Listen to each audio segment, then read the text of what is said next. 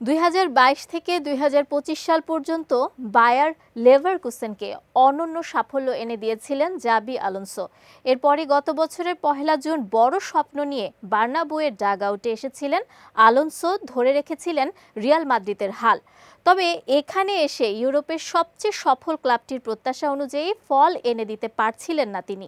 শেষ পর্যন্ত এল ক্লাসিকোয় চিরপ্রতিদ্বন্দ্বী বার্সেলোনার কাছে হারের 24 ঘন্টার মধ্যেই লস ব্লাঙ্কোসদের দায়িত্ব ছাড়তে হলো আলোনসোকে। মাত্র 7 মাসের মাথায় প্রধান কোচের পদ থেকে সরিয়ে দেওয়া হলো ঘরের ছেলেকে।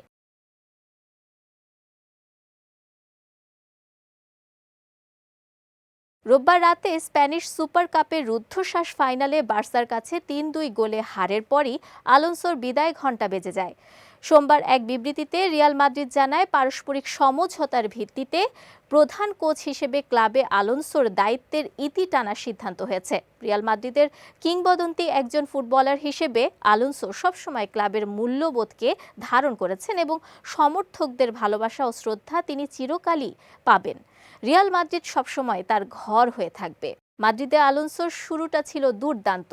তার অধীনে লস ব্লাঙ্কোসরা প্রথম 14 ম্যাচের 13টিতেই জয় এবং ক্লাব বিশ্বকাপের সেমিফাইনাল নিশ্চিত করে। তবে গত 4 নভেম্বর লিভারপুলের কাছে হারের পর থেকেই ছন্দপতন ঘটে।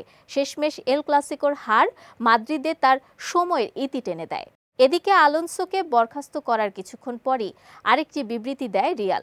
সেখানে তারা মূল দলের নতুন কোচের নাম ঘোষণা করে। স্প্যানিশ ক্লাবটি জানায়, আরেক সাবেক রিয়াল তারকা ও যুব দলের কোচ আলভারো আরবেলোয়াকে আলোনসোর স্থলাভিষিক্ত করা হয়েছে।